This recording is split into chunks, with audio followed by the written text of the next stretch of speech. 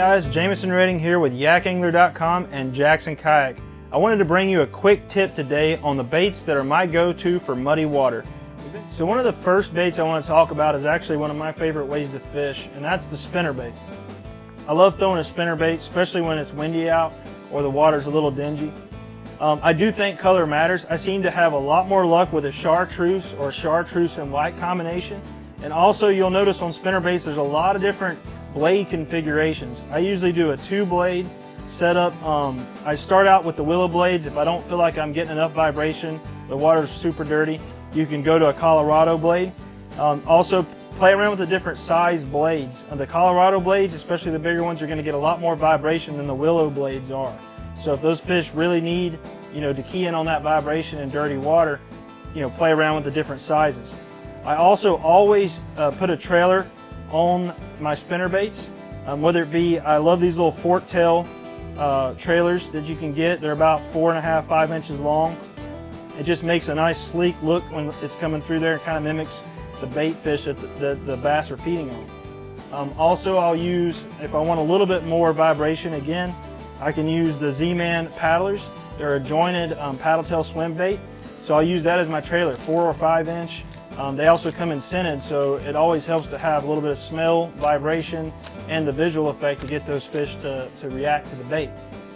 Also look, as far as weights go, they're going to come in different weights. In the river, I use anywhere from 3/8 to ½ ounce, depending on the current and how deep I want that spinner bait to get. The fish might be deeper. You can't catch them if you don't get your bait down to them.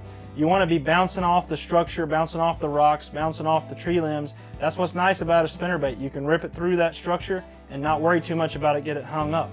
So that's a great option. Next on the list for me is a crankbait.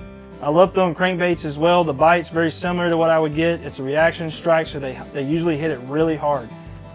Look for, again, the brighter colors, kind of mimic the size and shape of the bait fish that are in that general area, or just start throwing, bright colors. Play around with the different bill shapes and sizes. Make sure your bait's getting down to the depth that you want it, and also it's always a good idea to throw it around structure, rocks, tree limbs, and stuff as well. Just like the spinner bait, you want to bounce it off.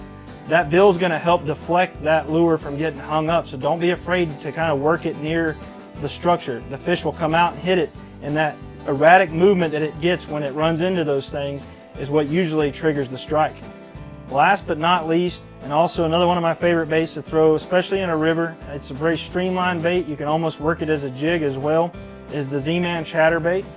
The chatterbait's going to have a blade on the front. Basically, it's a jig head style bait with a blade on the front that's going to create a lot of vibration. In fact, it probably puts off as much vibration as a crankbait, a little bit more than most of the spinner baits that I throw.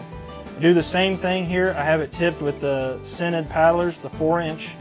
That's going to give you some extra movement and vibration, so those fish, when they see it, they can't resist it and they're going to strike. Those are also going to come in a lot of different sizes. So again, choose a size. I use ½ ounce a lot in the river because you have current. I want my bait to get down there.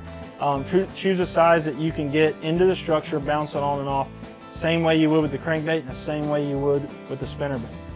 So I hope that helps you when you find yourself in dirty water. Just remember, spinner baits, chatterbaits, crankbaits, anything that's going to put off the vibration you need to get that reaction strike. And chartreuse and white is always going to get bit in dingy water.